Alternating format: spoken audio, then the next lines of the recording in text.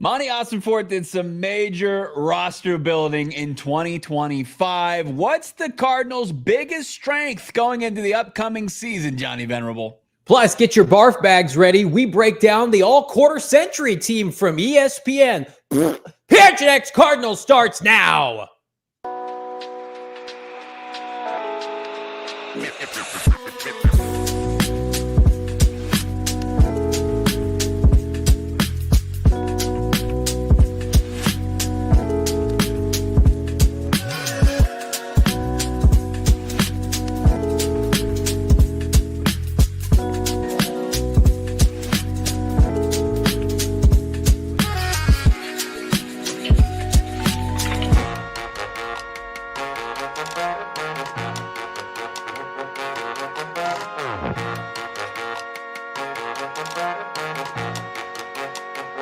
Hey, welcome in. Live from Studio K, presented by our friends at Circle K. PHNX Cardinals podcast, your premier #1 Arizona Cardinal podcast. Like and subscribe. Leave us a 5-star wherever you get your programming. I'm Johnny Venerable. He's Brack in Studio K. Noah Man behind the mic. Today, on a Thursday, we're breaking down everything and anything Arizona Cardinals, including the biggest strengths for a team that we expect to contend for the postseason, Bo. Yeah, I think anybody can kind of come to the conclusion of one that's been a constant strength under Jonathan Gannon and crew, and then one newcomer. And then also we get a little creative. Our thoughts on also what plays a big role in the potential success for the Cardinals in 2025. Thank you to everybody tuning in today, taking in PHNX Cardinals. We appreciate you. Drop a like on this video. Fun hello to our friends Rebel Leader. How about Ray Fram, Luis Perez, Ryan Walker, The Art of Being Freed, T. Cleary. We got Hudson Francis, Mike Meyer, Biscuits in the Bear, Grins1 480, Sarah Martinez. Let's go. Let's go. Let's show up and stand up and take what belongs. I'm struggling here through the chat, but I appreciate everybody tuning in. Not only talking strength too, Johnny, but later in the show, we dabbled in it yesterday as we extended the show for worthy cause to drive more money towards the Big Brothers Big Sisters, which we'll continue to do today. You can donate below. But we talked on the big omission of Larry Fitzgerald and the quarter century team from ESPN, and we got more insight on it, and it doesn't make me feel any better at all. Actually, I feel worse about it. So we're going to plug this for him. Southwest Biased, I believe tomorrow, our guy Espo is joined by Aaron Schatz of ESPN, who wrote up the article, is going to join Espo. We've got a little bit of a preview of that we're going to share later in the show. The interview is going to be must-see. It's going to make some people upset. It made me upset watching it. Wasn't happy about it, but we're breaking that down. But first, I want to be positive. Positive note here. Cardinals are good, really good. The rebuild, by and large, is over with this team. And you had the wonderful idea to break down the strengths of this team. Because I think weaknesses we'll probably do at some point. And it's the obvious stuff, right? It's, depth at guard and some, maybe some rotational pass rushers, proven speed guys, maybe depth at receiver. But the strengths are obvious, and there's a ton to pick from. And you and I want to break those down because they are strengths, as you mentioned, that are obvious. And then there are some that have kind of crept up on this team, all of which, and we're going to break down 3, should lead this team back to the postseason for the first time in 4 seasons. Yeah, I think so. Given how the team improved, took steps forward last year, obviously, what's in place as far as the coaching staff, good coaching and improved players. It's just a good recipe. We'll match that up also with an easier schedule. The Arizona Cardinals, if they take care of business, they should be a team that is one of the 7 in the NFC that is playing in January. So when we start to look at it, though, things have kind of changed. Some departments get overlooked, even though I think the Cardinals really excel in certain areas. And then there's the areas that you look at the personnel and you're like, it should be. This Right. should be the strength, right? This should be the strength, and it's unfortunate. And we'll add that to the conversation. Always a nuanced conversation here. Called the most nuanced podcast in the Valley. That's what we're up for, I think, according to some publications here in Arizona. I don't know, but it really is kind of fun to start breaking it down, because in 2023, when JG and Monty took over, you were very hard pressed to find a strength. And now I think you've got a couple different options to choose from, which is fantastic. I would take everybody back to training camp of 2023. And not only did the Cardinals not have any strengths of their team, there were questions about, like, who is jersey worth in terms of purchasing. Remember, we had those conversations, and like, you probably think to yourself, well, Buddha and James Conner. Well, Buddha Baker was holding out, or had planned to hold out, and there was no guarantee he was not going to be traded. And James Conner was very much year to year. We didn't know how the new regime would use him. And so I think back to 2023, and they literally started from scratch. And again, it's the beauty of the NFL. It's like, we're sitting here, this team couldn't be down worse, sans, post Cliff and Kime, right? Mm-hmm. 2 years later, we expect them to win double-digit games. Like, that's the NFL. And some teams do it quicker. Washington, Houston were able to do it in one season. Kudos to them. And other teams like Cleveland and the Jets, it takes decades. But I'm telling you right now, I look on paper, I see at minimum like 5 to 7 things. And this is the best part about this team this year. The Cardinals had to win a very specific way, certainly 2 years ago, and then last year to some extent. Like, okay, defense can't be on the field too much, right? Offense has to be able to run the football. K1, make an additional play here or there, can't turn the ball over, right? This year, it's like, you can make mistakes. You've got the firepower to overcome it. Couple interceptions, right? Like we saw last year against Seattle in that second game where Kyler Murray had those 2 interceptions. It was like, the defense is not built to overcome this, right? The offense is not built to come from behind double digits. Like, that is not the case this year. It's not that we want to make that the norm, Bo, but you think about like the infrastructure now is, and I even think back to like 2015, 2021, some of the better rosters this team has had in the last 20 years, they have had the ability to win a bunch of different ways. And I think that's going to be on full display again in 2025. Yeah, no, and it's going to be a testament to one of the areas that we identified as one of the strengths of this organization. Also, we got a couple different things coming up here in the show that we want. You mentioned the conversation with Aaron Schatz and all that, but we continue our rivalry with PHNX Suns. I guess they shot a little across the bow. They wanted to have a little bit of a competition as far as donations go. This was just coming across my wire. Apparently, Ruby called us out. And look, we don't want to give them that. So we know this is the best PHNX community here of PHNX, the PHNX Cardinals community. So let's show up and show out. Anything you can give. We're not asking for big donations. Shouldn't take much to beat what the Suns did their last show. It's kind of, it's respectable, but we know we can do a lot better. But can I just say this in the famous words of Will Smith, Eric Ruby, keep PHNX Cardinals out of your mouth. Eric Ruby, how dare you? Don't do that. Don't come on our show after I extended it. By the way, I extended an invite to him while you were gone on paternity leave. This is how he repays this? He's going to pull this stuff on us?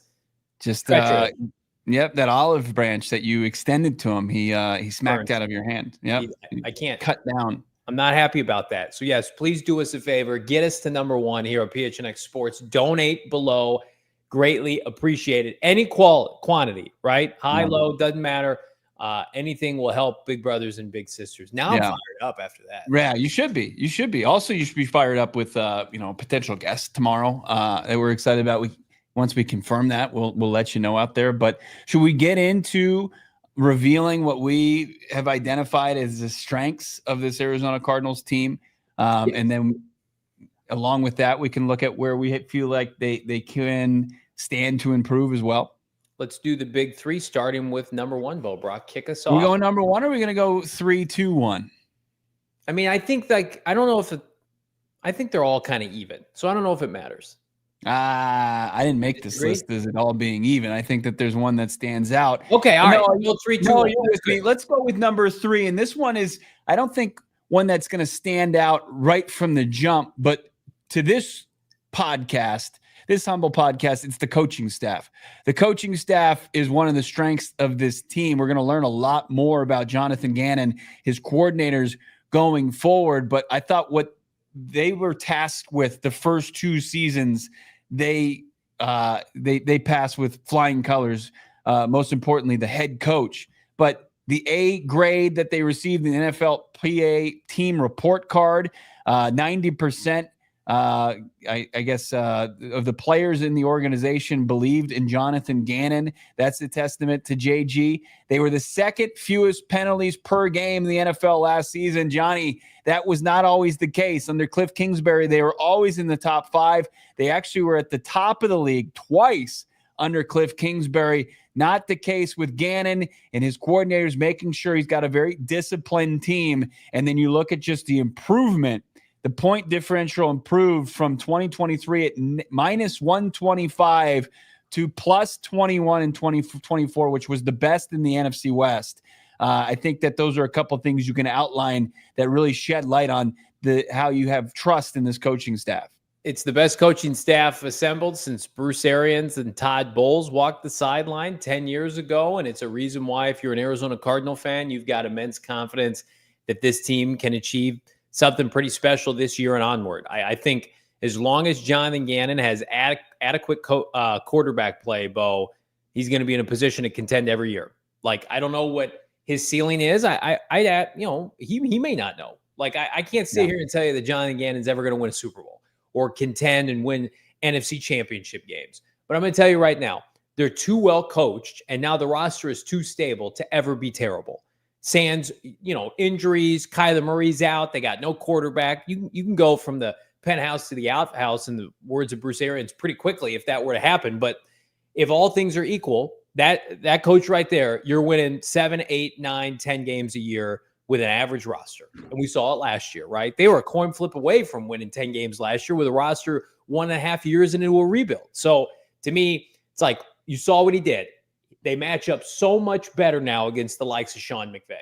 I mean, Cliff had a tough time, and then certainly Bruce Arians, like Daddy McVay, as we call him on the show, like last year, Jonathan Gannon in 2 games held him under 20 points in both games. It's like 1-on-1 should have swept him, right? He's immensely confident.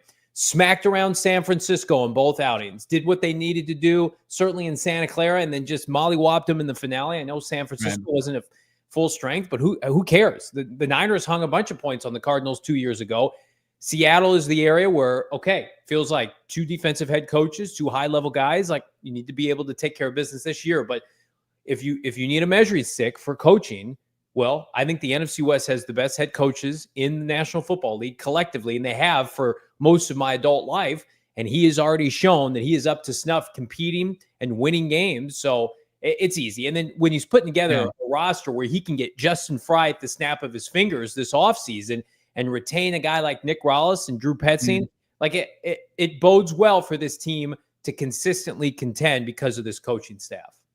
Yeah, when you are in such a tough division as far as who's the opposing coaches on the sidelines, it's the NFL, right? I mean, to say that you can go through and navigate a season without being outwitted by the opposing coach is unrealistic. Everybody's so talented. There's so much work that's put in. The collaboration that happens is happening at such a high level league-wide.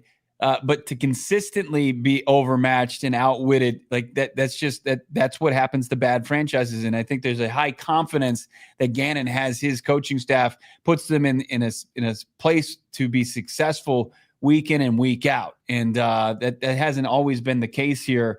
And when you're facing McVay, who, offensively, let's just use that. McVay, you kind of know what you're going to get from him offensively, but they just do it at such a high level. And the Cardinals for so many years just couldn't slow it down. And what have we seen? As you said, they kept him to under 20 points in both matchups this season, including 10 in the first matchup. So, absolutely, like a true testament. The coaching staff, no doubt about it, deserves to be in the strengths category for the Arizona Cardinals. Let's continue on here as we make our way. We got the top 3 strengths of the Arizona Cardinals, and it's 1, that is on the rise and wasn't even in the conversation, and maybe not even in the top 10 for the Arizona Cardinals. It's the defensive line, Johnny, and that's because they spent back-to-back first-round picks that they invested in Darius Robinson and Walter Nolan III. They've signed veterans in Calais Campbell and Dalvin Tomlinson and added 164 total pressures this offseason. That includes college pressures for a guy like Nolan. But you see that they've beefed things up, at a high level for one of the more underserved groups the previous 2 seasons. Is this real life, what I'm looking at? Is this real life that we get to live with this defensive line? I've had to talk myself into, can you just keep it together and not be embarrassing? And now it's a strength of the team.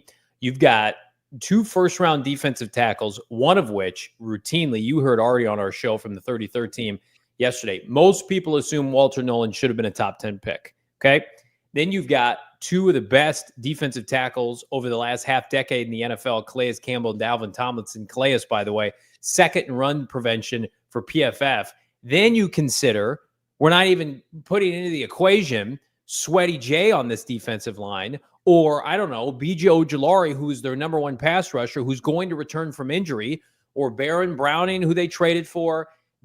Dante Stills in his 3rd year. What's he going to look like, right?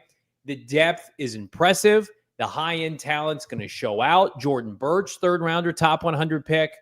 It's a unit that, I'm not going to sit here and say, it needs to be in the top third of the NFL. But I think it's going to unequivocally be better. How could it not than years prior? And it is going to win them games. There will be times this year in the 3rd and 4th quarter where hope is lost and somebody on that defensive line makes a negative play, makes a strip sack, which, I say this all the time. When was the last time we've had a true edge strip sack, just like somebody just ass kicking a tackle 3 to 5 seconds after the ball? Not Xavier Thomas, where Aaron Rodgers is scrambling for 20 seconds, although that was impressive. I'm talking about ball snapped, Matthew Stafford goes back to pass, somebody gets their ass kicked in 5 seconds, Cardinals football. That's returning for the first time since Chandler Jones and J.J. Watt, really for the first time in half a decade. Do we have just where we take stock of the entire defensive line group? We have that room. Yeah, there it is. There it is. Yeah, look at this. You're going to have to part ways with players that are considered, NFL caliber defensive linemen, where last year you were rostering guys who were practice squad level. All due respect, of course. But Calais Campbell, Dalvin Tomlinson, Darius Robinson, Walter Nolan, the guys you can sharpie in, and then you've got a position battle, a fight for 2 roster spots pretty much between Justin Jones, Bilal Nichols, your 2 biggest acquisitions in the 2024 offseason, and then L.J. Collier, who you really like, you brought back for a 3rd time. Dante Stills, guy that you drafted in the 6th round in your first draft, and an undrafted rookie free agent that there's a lot of buzz about, Elijah Simmons. There are going to be, 2 to 3 very talented players that are cut loose just by the sheer numbers crunch of this position. So going from an absolute just liability and void to a strength, to what we view as the second biggest strength of the Arizona Cardinals going into 2025, it's that defensive line. So let's go from that to the edge group, if we have it, Noah, man, because I think this is even more impressive.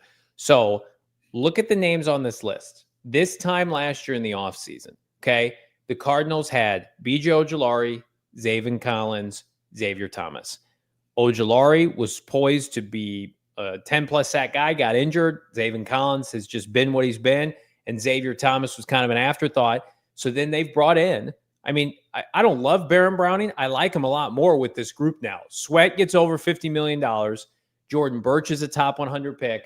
Baron Browning can be a complimentary piece. Baron Browning, to me, he's not a starting pitcher. As we go throw back to our D-backs days, he's a relief guy. Come in and throw 90, 95 in the 7th inning, Baron Browning, in the 3rd quarter. Get a couple pressures, and God forbid you get a sack. I feel much better about that. Plus, he's got the aura this year. He's repping a single digit. He's repping number 5, which I appreciate. This group may not be world beaters, infinitely better than last year, significantly better than last year. Because again, Bo, you predicted whenever B.J. Ojulari gets healthy, you think he's going to be a factor rushing the passer. You predicted him to lead the sacks in a bold prediction for the Cardinals in 2025. This group just needs to be slightly above average, because I think the defensive tackle group will be great, good to great. This group just don't be an embarrassment, and I don't think they will be. And then you think about next offseason, hopefully when the Cardinals are picking firm in the 20s, you just take the best available edge rusher, and then you just continue to layer. But the work has been done. It's been done. Yeah, no, it has a lot of heavy lifting on a group that needed it, that needed a lot of focus and a lot of assets thrown at it, and they threw about as much as they possibly could. You know, Jordan Birch included in that third rounder out of Oregon. That Toolsy got the size, got the athleticism that they covet at that position. All right, 2 down and 1 to go as far as the Cardinals in their biggest strengths. You can't get away with it. It's almost a crutch offensively, but it's also, no doubt about it, a strength. An elite run game is the number one strength of the Arizona Cardinals. Second highest yards per carry in 2024 at 5.4 yards per clip. Over 2,400 yards rushing, 2,450 in 2024. And not only with that stout group of James Conner and of course Trey Benson, you've got a top 10 run blocking offensive line per Pro Football Focus. They have all the ingredients to run the ball, because what can you get from a stout run game? It can play anywhere. It can play in any weather. It can play in any hostile environment. It's something that Jonathan Gannon wants part of his offensive identity. Is it too much so? Yeah, you can maybe make that case, but you can't deny that it's their biggest strength. It's a blessing and a curse. And it made them relevant 2 years ago, and it made them not chaotic.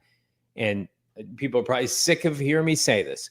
I think Drew Petzing would be tremendous on a team like the Jets, where it's just like, get the train on the tracks, right? Make us respectable.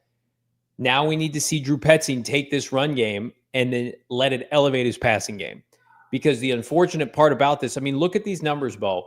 You're averaging 5.4 yards per carry. That should make it easier for you to throw the football. You have 2,500 yards rushing, and your quarterback's a threat to run, and your offensive line is everybody tells me the Cardinals' O-line isn't good. It is good. Watch with your eyes. PFF will tell you. The box score will tell you. Kyler Murray, I know, escapes a lot of sacks. It's an above-average offensive line. Why can you not throw the football? This should be conducive. Like, you look at Lamar Jackson and the Ravens offense. It's the number one rushing offense in the NFL. What do they routinely do well? They can throw the football downfield. They can work off the play action. They can have big explosions.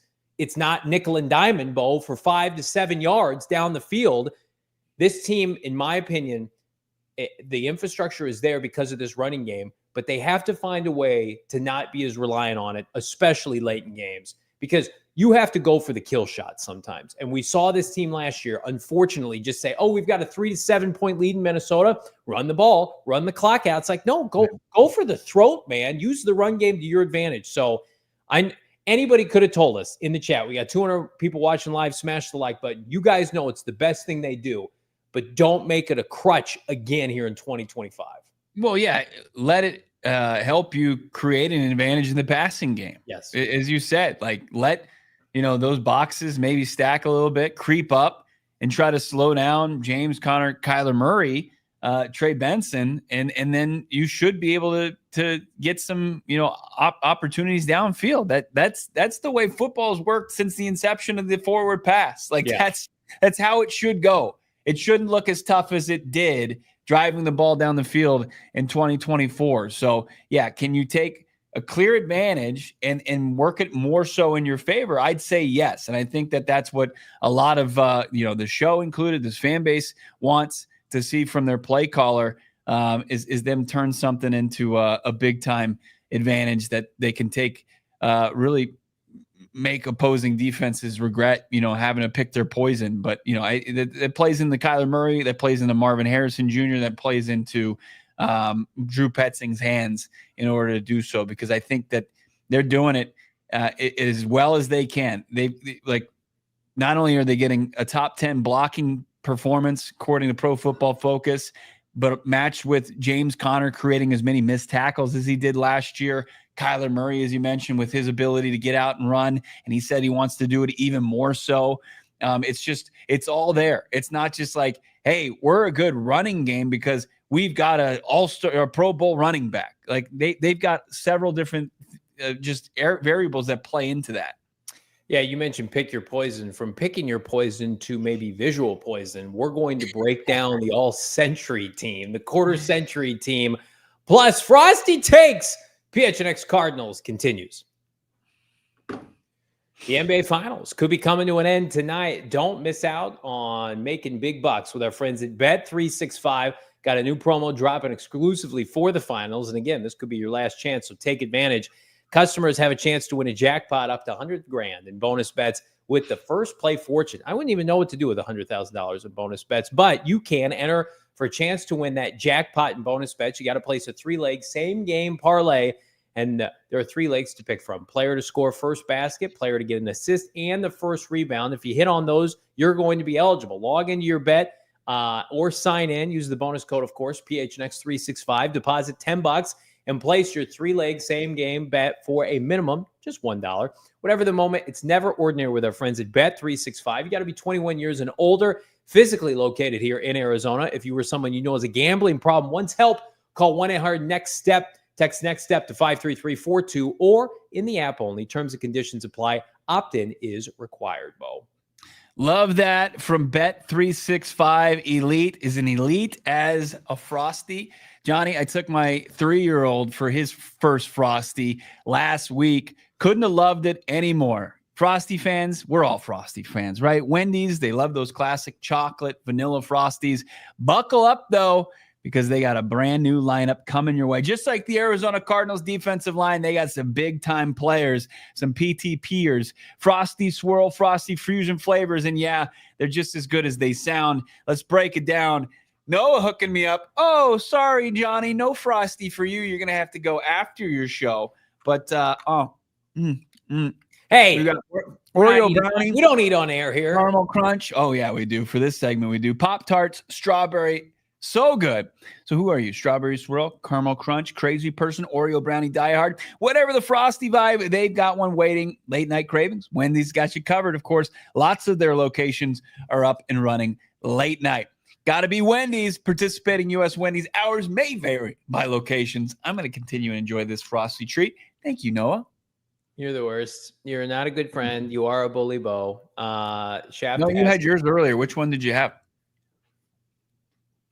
Oh, wait, you talking to me? Yeah. Oh, sorry. I think the double chunk chocolate cookie crunch. How was it? It was really good. Oh, my God. Double chunk chocolate cookie. Did they have a chicken bake Frosty by chance? Double chunk chocolate cookie? I know the Costco family.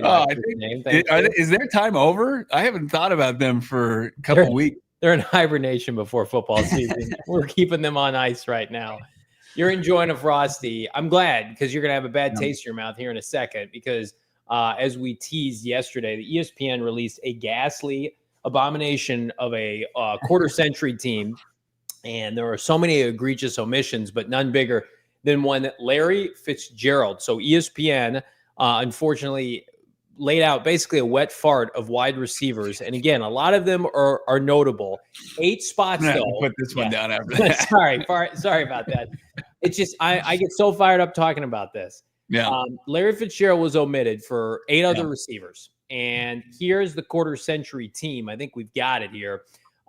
Specifically for wide receiver, they've got Randy Moss, Julio Jones, Marvin Harrison Sr., Calvin Johnson, Terrell Owens, Justin Jefferson. But then they also had, I believe, 2 honorable mentions, one of which was Antonio Brown. The other, was it Mike Evans? I can't remember who it was, but it wasn't Larry Fitzgerald. So again, if you're scoring at home, Julio Jones, Marvin Harrison Jr., Randy Moss, Calvin Johnson. Andre Johnson, I believe. Andre Johnson, Terrell Owens, Justin Jefferson, Antonio Brown. And again, there's so much to dissect here with a barf bag, but Bo, you've put together a graphic. Where does Larry Fitzgerald by chance rank in some of the more notable stats for a receiver during last century? Well, hold on. Let's, as you mentioned, Espo is going to be talking to Aaron Schatz, who is part of this. Seth Walder and Aaron Schatz collaborated on this just egregious list, the all quarter century team. Do we have the clip of Aaron Schatz giving a little bit of his reasoning going into this omission? Here it is, him and Espo on tomorrow's Southwest Bias. You can see the full interview. For example, we felt like people would be shocked that we did Justin Jefferson after only 5 years. But Justin Jefferson hasn't played with great quarterbacks. So what he's been able to do in 5 years with lesser quarterbacks, we thought was pretty phenomenal. And I have a feeling I know where that's going to bring you. Well, let's get into it. We can talk about a few of the Cardinals that made the list after this. But the big thing here in Arizona is obviously the omission of Larry Fitzgerald on this list. And you talk about quarterback play coming into account with Justin Jefferson.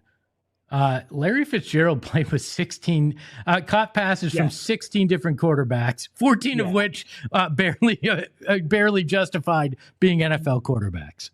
It's surprising what a high percentage of Larry Fitzgerald's career was spent with Kurt Warner and Carson Palmer. More than you think. Yeah, there were a lot of bad quarterbacks, but most of them were for like 4 games of Max Hall. To say that Kirk Cousins rivals any of the ham sandwiches that Larry Fitzgerald unfortunately had to try to prop up throughout his 17-year career is, I mean, it's wrong. It's flat out wrong. Kirk Cousins threw for 30-plus touchdowns multiple times for the Minnesota Vikings. You could count on him for over 4,000 yards each and every year he was wearing a Vikings uniform. To say that that's the reason that Justin Jefferson in 5 seasons, it bests Larry Fitzgerald's 17-year rubber stamp Hall of Fame career, it is Master Fat Gangster, straight up shameful. Now let's look at, as this is the quarter century team. So once we hit the 2000s, the 21st century, Larry Fitzgerald in his ranks as far as major receiving statistical categories, let's take a look at them. First, receiving yards, receptions, receiving touchdowns. Larry Fitzgerald's legendary 2000s performance. I mean, and Aaron, and I'm not going to give away the entire interview, but basically saying like analytically, this is where he stacked up. That's where you get paralysis by over-analysis from me. When you look at just the stats that do matter, that people hold to the highest standard as far as the number one things you look for when you look at a receiver and his impact to the game. And then Johnny, like not only does he dominate here in the regular season, when you stack him up against the guys that were the 6 that made the starting lineup here in the quarter century team, only Randy Moss, and it took him 6 more games than Larry Fitzgerald to put up comparable numbers statistically in the playoffs to Larry Fitzgerald. So Randy Moss, who's considered, the best of this quarter century, 54 catches for 977 yards, 10 touchdowns in 15 games, where Larry Fitzgerald had 57 catches, 942 yards, and 10 touchdowns in 9 playoff games. Everybody else had lower numbers than Fitz as far as, Julio Jones in 11 games had just a few more yards at 992, but less catches, less touchdowns. Marvin Harrison Jr. had less yards, way fewer touchdowns, and way more games. T.O. didn't come close to him. Calvin Johnson only played in 2 playoff games. Justin Jefferson, just 12 catches, 105 yards, no touchdowns in the playoffs. And big games, the biggest games that people could say you could play in the NFL, Larry Fitzgerald showed out, play at the highest level, arguably, in his career. I think that article and that breakdown is one of the biggest indictments of ESPN and a big reason why we as a company exists. Aaron Schatz lives in Boston. ESPN is based in Bristol, Connecticut. Most of those receivers are Central Time Zone or East Coast wide receivers.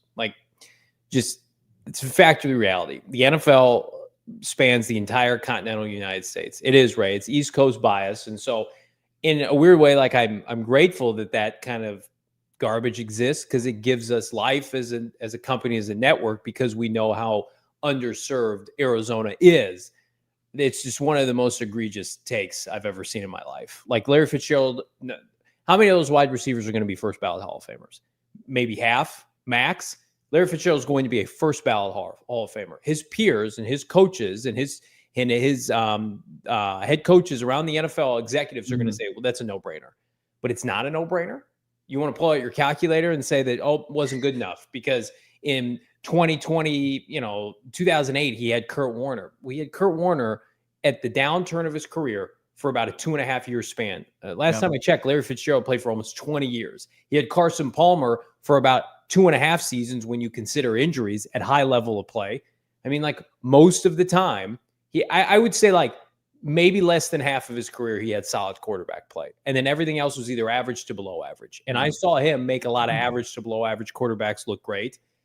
And again, this isn't a knock on these other players. I think they're all like Hall of Fame worthy eventually, but like Larry Fitzgerald at the end of the day is one of the top 5 greatest receivers of all time. And he played in an era early on where it was difficult to, catch football, especially his Super Bowl run.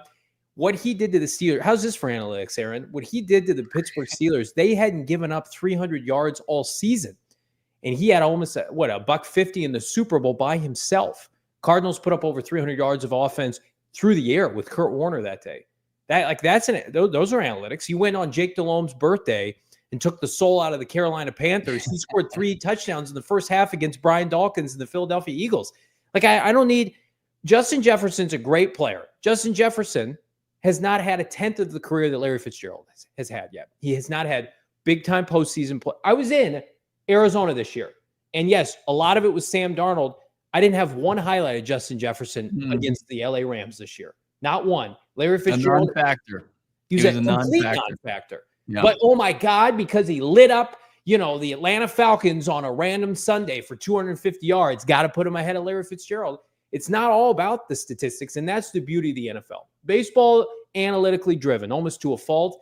The NFL, it's like you turn the tape on. Is that guy a big-time player? Like Patrick Mahomes right now doesn't lead the NFL in touchdowns and passing yards anymore, but he's still the number 1 quarterback.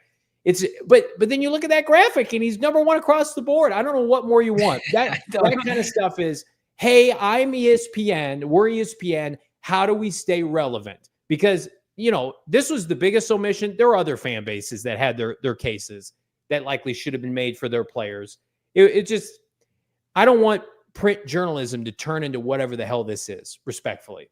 Right. I mean, longevity, it counts for nothing.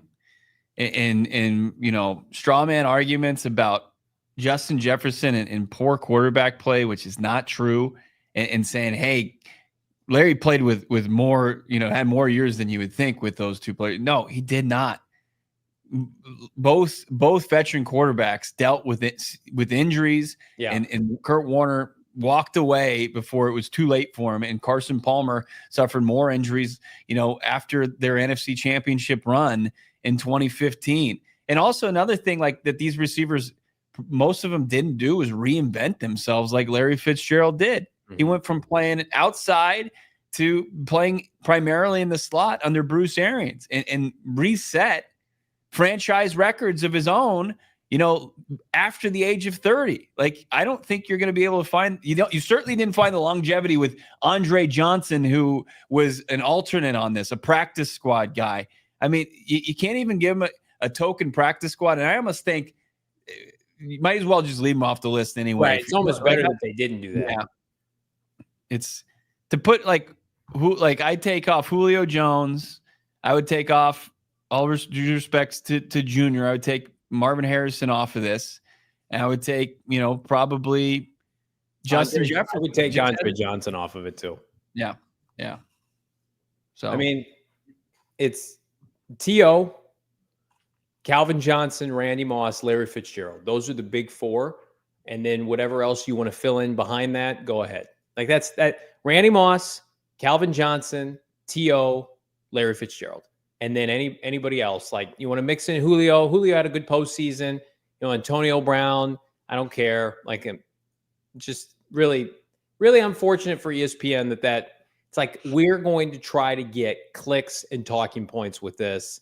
And, I mean, there's not really much you can say. If you want to check out the entire interview, and I would encourage you to do so, because I know our guy Espo pushed back on a lot of this. Check out tomorrow's Southwest Bias with Espo Because again, it's a very apropos name because we need our Southwest bias more than ever to push back against that trash. It's just unmitigated garbage. Absolutely is. Where do the Arizona Cardinals turn to next as far as where their focus should be roster-wise? We'll get into that conversation and more. We got our frosty cold takes coming up. I'm not too happy about this one. Your boy looks a little foolish, but we got to get to it. It's coming up, PHNX Cardinals. Oh, man, Johnny. Yeah, frosty cold takes coming your way, but can make it a little bit easier. Maybe a pure edible. Pop one of those. All right, Arizona, let's talk about the most legit edible brands in the game. It starts and ends with Pure Edibles. Born right here, Flagstaff, Noble Herb Dispensary, right up the road, I-17 in Flagstaff. Now they're down in the bigs. Phoenix, Pure is 100% local and 100% dialed in. You'll find Pure in 130 dispensaries statewide. And trust me, this isn't your average sugar-coated gummy. Literally, their gummies aren't covered in sugar like the rest of the market. Clean, smooth, and pure, hence the name. Pure Edibles. And it's not just gummies, it's full-blown candy company. We're talking gummies. We got kicks like Starburst. We got chews like soft caramel style goodness, and hard candies, that classic vibe with modern effects. Check it out right now. And of course, you can find the effects explicitly just right there on the 10. You know what you're getting into. They've got CBN rich options, and we want to feel a little bit more uplifted. Try something like CBG, CBD, and of course, marijuana derived from THC. Arizona made and Arizona loved. Go find yourself some Pure Edibles at the one of 130 dispensaries across the state. Pure Edibles. Yeah, big thanks to our friends at Pure Edibles. Perfectly combined with, I don't know, one of the many meal deals with our friends at Circle K, the presenting sponsor today. Meal Deal Matrix sounds so good right about now. And again, good on a budget. Anything and everything costs $20 today. Not a meal deal with our friends at Circle K. How about a $3 meal deal? Good hell. Hot dog or a tornado, you get a bag of chips and a Polar Pop up to 44 ounces, $3. Unbelievable. Well, how about a breakfast Sammy, hash brown, a 16-ounce beverage of your choosing, including Bang, C4, Ghost, or a medium coffee or Polar Pop? That's just $4. Then if you want to get fancy and you want to go 5-spot, not one, 2 slices of za pizza and a 20-ounce soda or Polar Pop, 44 ounces. Unbelievable. $3, $4, and $5 meal deals. Join the Inner Circle for free by downloading the Circle K app today. Terms and conditions apply. At participating locations, visit CircleK.com for more details. I'm ready. Inject that $5 meal deal with two pieces of za into your boy as soon as possible, Bo Brack. America's Thirst Shop. Love it. And also save on gas. I'm at I've reached in the free Inner Circle membership. Yeah. I'm already at 5 cents off per gallon. You can get 25 cents off per gallon just by signing up. It's free. It's free money. Otherwise, you're just burning that cash. Enjoying my frosty here. We got your frosty cold take coming up here. Johnny's been just a absolute soldier the last 2 weeks. As I was out on paternity leave, he had his own frosty cold takes up there last week's. It's going to be tough to beat that one. It was epic. It was Johnny celebrating the selection way back when. 2018, fresh-faced Johnny Venerable in a top hat saying that Josh Rosen was going to provide championships to the Valley of the Sun. He was one and done. And it didn't happen? To a frosty cold take. So we'll get into that. Our guy Trevor Sikkema, who took some flack yesterday on the show, was breaking down on Pro Football Focus, PFF.com, where each team should turn their focus as far as the draft and team building. We know what the Cardinals' emphasis was this offseason, Johnny, where they rebuilt that defensive front seven, and it was a must, right? And obviously between now and when Monty Ossenfort was hired, he looked at premium positions, and he's done wondrous work all over the roster. According to Trevor Sikkema, this is what he thinks they need to focus on going forward. Arizona Cardinals interior offensive line. The Cardinals did not address their interior offensive line with any premium assets this offseason, despite unit finishing 2024 with a sub-70 PFF pass blocking and run blocking grades. Isaiah Adams and Evan Brown must play better at guard spots in 2025, or Arizona will look for upgrades in the 2026 offseason. So that's for PFF. You had any disagreements to this? I think, more so, I think at least in Evan Brown's case, he outplayed his PFF grade. I think he's a little bit better than maybe he graded out. But it's not without concern. And I think, we've talked to people close to the situation that they did absolutely want to upgrade at the interior offensive line spot. And I don't think that the opportunity presented itself. They were in on Will Fries, and then Will Fries got $1 bajillion, and the Cardinals were like, that's stupid. We're not doing that, for good reason.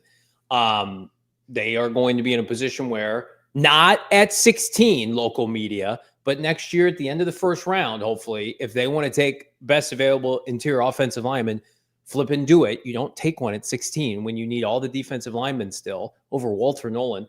I have no issue with this. I think this is kind of in my opinion, this is like kind of the default throwback to, hey, if your roster is pretty good, just like everybody could need more guards and centers, right? Yelda Frohold's the 10th best center in the NFL, according to PFF. You know who loves Isaiah Adams? Brian Baldinger, when he comes on our show. Talked about him a lot during the preseason last year, and the end of last year, he got it, his licks on him and did a nice job toward, last quarter of the 2024 season. He's starting this year. We spoke to Jonathan Gannon. He brought him up unprompted. So what does that tell you? I think it's like left guard. What are they going to do at left guard? And I think for me, Bo, like somebody put it in the chat, like, yes, you have Evan Brown. Like, could you be interested in bringing back Will Hernandez? Does he still live here? Does he want to play here? Does he want to be on a one-year flyer? Like, I wouldn't be opposed to that. I would have thought he would have had more options by now. But, I mean, I think they will be just fine at those positions. Will it be like a point of strength? I don't know. I also think they need eventual right tackle of the future. But you have a cornerstone left tackle. That's the most important thing. You've got maybe the most underrated center in pro football. And like Isaiah Adams is a top 90 pick. They project him to be a 5 to 7 year starter that gets a second contract. So you've got 3 long-term pieces, and then you got some good journeyman veterans, Kelvin Beachum, to fill in at interior and right tackle. I mean, it's just like we're in a salary cap league. Like, if they were to spend, guess what? On Will Fries, probably can't get Josh Sweat, probably can't get Dalvin Tomlinson, right? What would you rather have here today on June 19th? I think I know. Evan Brown was fantastic last year. It's exactly what they needed. If he just replicates his season from a year ago, they'll be fine.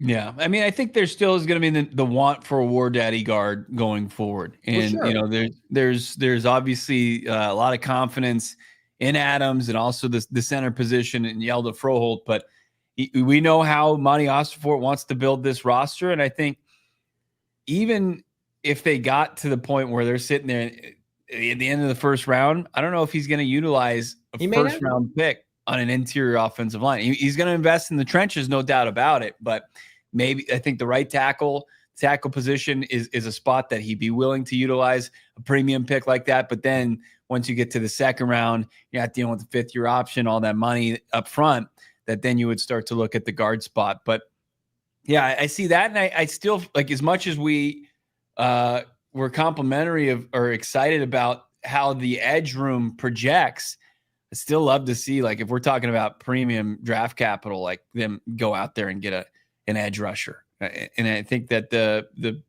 right now as the 2026 board is getting built, there are the prospects there that could potentially get the job done. So I like that. And, later, like, where else do you look? Do you look at the receiving core? There's not many like glaring needs. We'll see what happens with the linebacking core as far as the off-ball guys this season. If somebody emerges between Akeem Davis-Gaither and Cody Simon, along with Mac Wilson. I mean, like, let's just say the Cardinals have a great year and everything goes as planned and they win 12, 13 games and they win the NFC West. They'll still have needs at the end of the year, but they won't be as magnified. They need a right tackle of the future. They could use a left guard. Hopefully they don't need too much help at skilled player. They, as you mentioned, slot receiver, big slot receiver with some speed.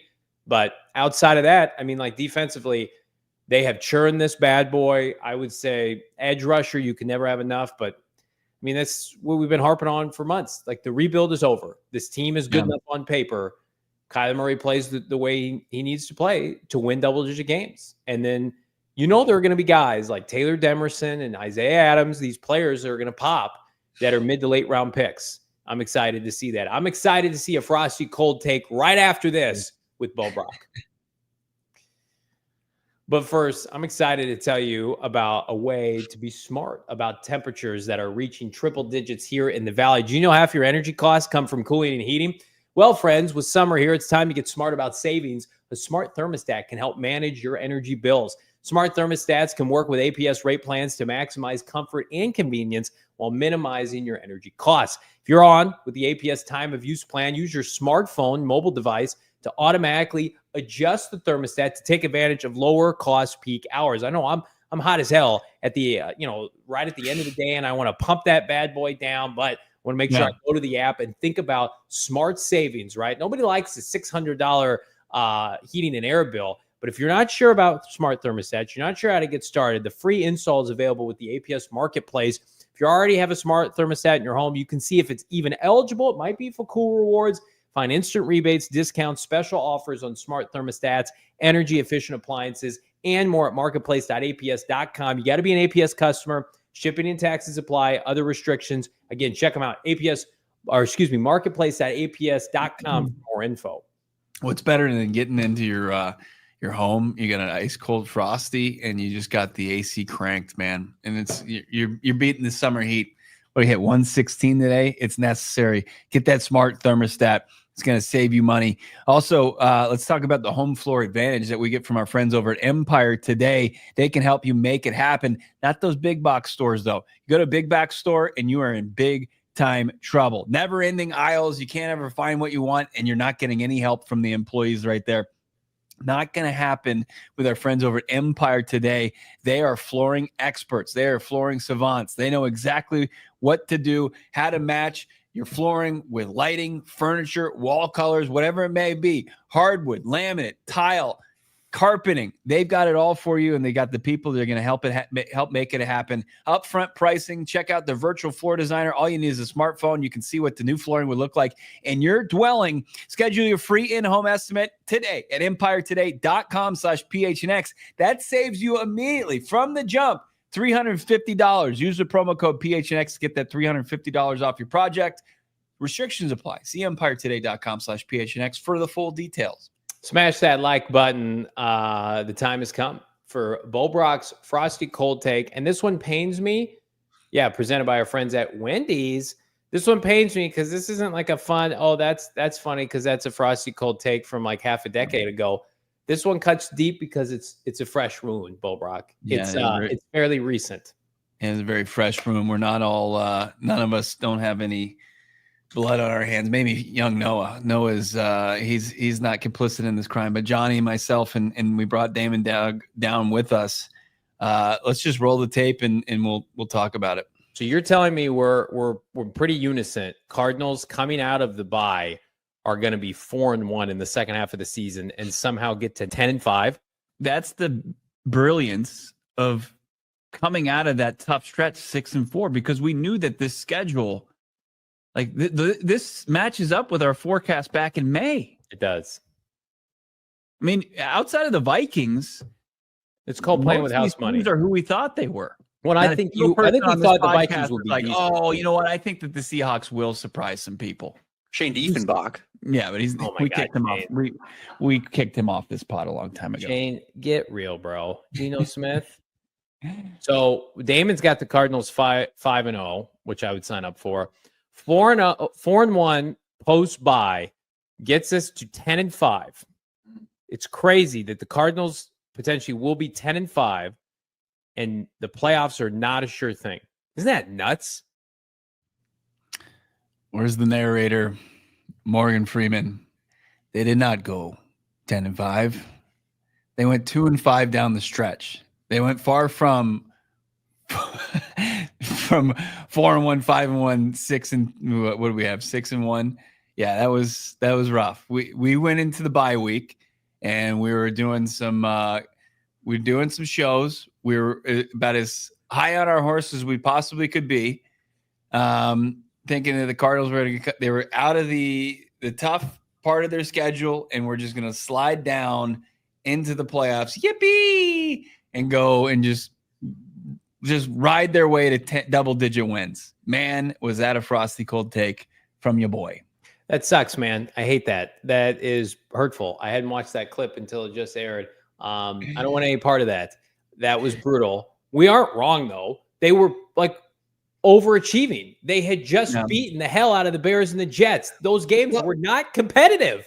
You made the point that ended up sinking them. Like, they can't get beat by the Seahawks. That you outlined. It had to be those 2 games. And what they do, they laid an egg in both of those games. Leonard Williams looked like Aaron Donald peak and just smacked around the Cardinals offensive line. I mean, it was really disappointing. That I don't want to be brought back to that. And again, the unfortunate part too is it feeds into the narrative that, they can't win late in the year. And I thought that was exclusive to Cliff Kingsbury. And according to the, results last year, it's still something that the collective organization has to come to grips with. Like, how do we finish strong?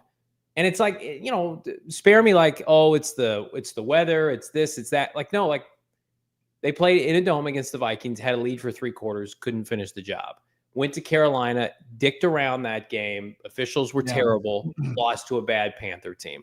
Lost 2 egregious games to Geno Smith and the Seattle Seahawks, both of which their defenses played well. I mean, it's just no one could have seen that come. I mean, they were 6-4. They had no business. We were talking about it, like we would tell each other on the show. It's like, even if they're under 500, they could still make a playoff run through 10 games. Yeah. They were 6-4.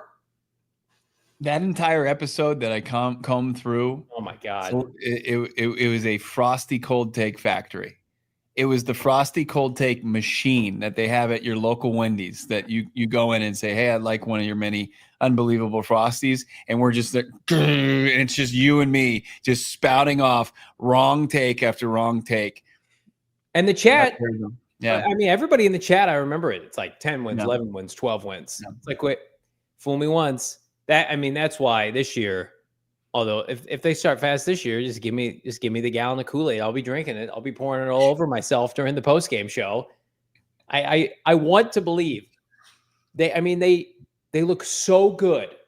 I know it was against the Jets, and the Jets were a corpse of a franchise.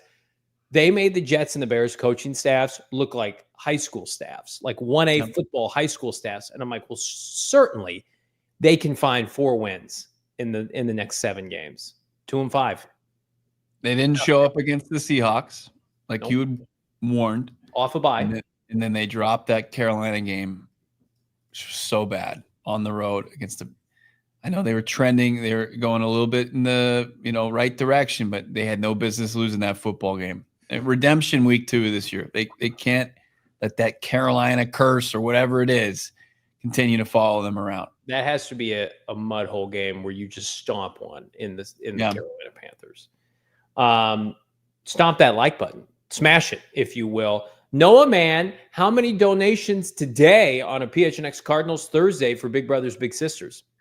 We have Trace donations, a $15 donation from an anonymous chatter. Thank you very, very much. And then Tony with a big $50. Wow. Thank you so much, Tony. Thank you so much, Tony. And an anonymous user with an additional $5 as well. Thank you, guys. Love that. Yes, thank you to everybody that donated. Fantastic. Keep them coming. Spirit Week continues. All the money, we don't see it. It goes straight to our partners, Big Brothers, Big Sisters. Also, Johnny, I want to take some time today to welcome the Informant 27 just became a diehard today. Going to have access to that exclusive member Discord and get all the perks of being a Go PHNX diehard. This was a tweet that I woke up to this morning. Just became a diehard, excuse me, as I burp up my Frosty. Nice. LFG, it was delicious. No one has been more tapped in and up to date and on top of the NFC West and Arizona Cardinals football. They are the best. Tap in immediately. Remember the name at Johnny Venerable and at Bo Brack. Thank you, The Informant. Thank you, The Informant, and welcome to the diehard community, the diehard family. We appreciate that as we go into overtime. Welcome all of our friends watching on our many streaming partners. Head on over to gophnx.com.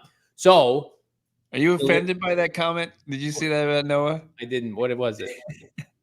Says he sounds like a young Squidward. I don't know what they're talking about. Such a welcome. Was it Green Guy Castro? We love it. We love that type of roasting. I know Noah appreciates it. Yeah, no, I don't know what you were used to when you were producing Sons, but here it's pretty cutthroat. It's pretty cutthroat here. You got to have thick skin. That's how we like it. It's a blue collar podcast, after all. Right. I just don't know why they say I sound like Squidward. Geez. If you are interested in becoming a diehard, no better time. A little inside baseball today. We had a meeting with some higher ups, and new shirts are in the works, which is going to be fantastic. We're going to unveil several before the start of the season, but we also had firm confirmation. We are restocking 2 of our favorites, the celebratory tee featuring maybe a certain franchise quarterback, and the MHJ t-shirt are both being restocked. They're ready to go. So that is incoming. So I know a lot of people, especially that celebratory QB t-shirt that we have, people are waiting for that. It's being restocked. But, man, we got some more player-adjacent t-shirts coming up before the start of the regular season. So perfect time to become a diehard right now, Bo Brock. Yeah, nothing. We've got some great new merch headed your way. We got more diehard driven stuff coming your way to wrap up Spirit Week tomorrow. You guys basically build the show. We're going to be talking about what you want us to talk about. We're going to be answering your questions. It's Die Hard Day. VP of Content, Leah Merrill putting in, making sure you guys know that it's your day tomorrow. Diehards get to program the content. They basically take care of all the show notes for us tomorrow in the Discord. We got diehard only questions, maybe even some call-ins. We'll see. We can submit some videos. You want to call into the show? Let's do it. Let's open up the phone lines. Let's make life a living hell for producer Noah and give him so much content he doesn't even know what to do. Of course, we keep on giving to big brothers, big sisters of Central Arizona as that wraps up tomorrow. It's been fantastic. We hit our goal of 10K. We've surpassed that. Thank you to everybody taking their hard-earned dime and putting it towards such a great cause here. Also, different, completely switching gears. Did you see the video of Adrian Peterson, former Cardinals great, throwing hands in a poker room that hit the Twitter streets today? He's got a temper on him, doesn't he? He's come on, AP, you're better than that. You're a Hall of Famer. Can we stop that, please? Yeah, I'm definitely not wearing an Adrian Peterson Lions jersey right now. Definitely not. This when I first met Noah and he was working for Suns, he came wearing that is it Hawaiian blue? What do you call it?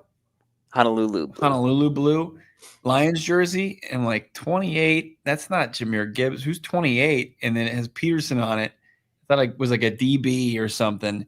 No, it's an Adrian Peterson Lions jersey. How many games did he play for the damn Lions? I don't know, like a season or so. I found that at the thrift store. I still see like Adrian Peterson number 23 Cardinals jerseys every once in a while going out to State Farm. I mean, it's like the one that got away. It's like I've told this story before. That draft, it was so obvious because everybody wanted Joe Thomas, and everybody knew that Joe Thomas wasn't going to be available to the Cardinals. So everybody's like, okay, just take Adrian Peterson, dummies. But they had just signed Edgerrin James, and they're like, well, we can't do that. It's like, what? Edgerrin James, by the way, was pretty average until like the Super Bowl run.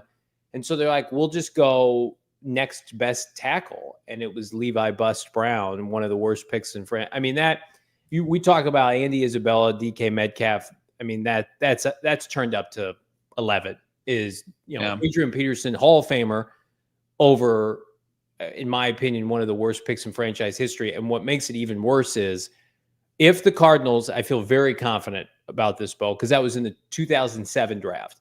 If the Cardinals sign Adrian Peterson or draft him, they win the Super Bowl the next year. Warner, Larry Fitzgerald, Anquan Bolden, Steve Breston, Adrian Peterson. Like they're winning the Super Bowl. So yeah, thanks a lot, Rod Graves. Appreciate that.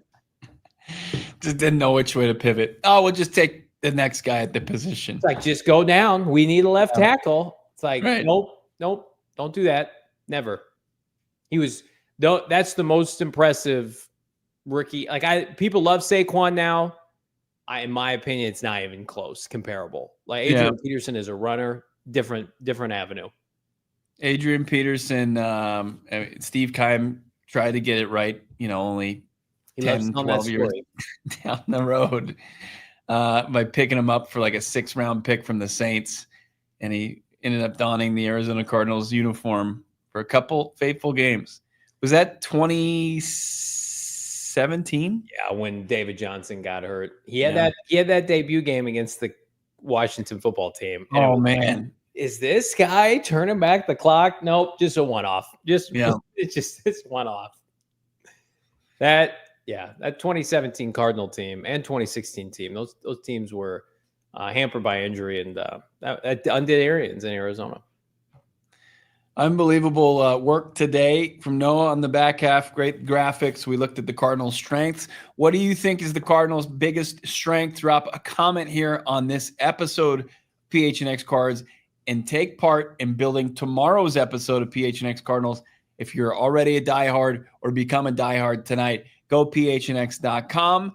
Conversation always continues there in the exclusive member Discord. It's been a fun one, Johnny, but now we're off to what do we got? The final NBA Finals game potentially tonight, and not much more than that. We're just grasping at things to talk about at this point. Perfect time. Become a diehard right now, and then get into the member Discord. You tell us. We'll talk about whatever you want tomorrow for as long as you want to talk about it, and then pick up your free merch. And again, check us out. Go PHNX.com. Great show today. Smash that like button. Go ahead.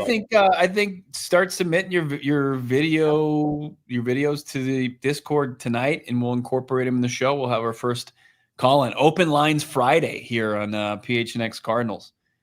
But here's one requirement: bring the takes. Bring all the takes. That's all I ask. That's fair. Buckle up, as a certain head coach would say. For Bo, Brack, Noah, I'm Johnny Venerable. We're back on a Friday.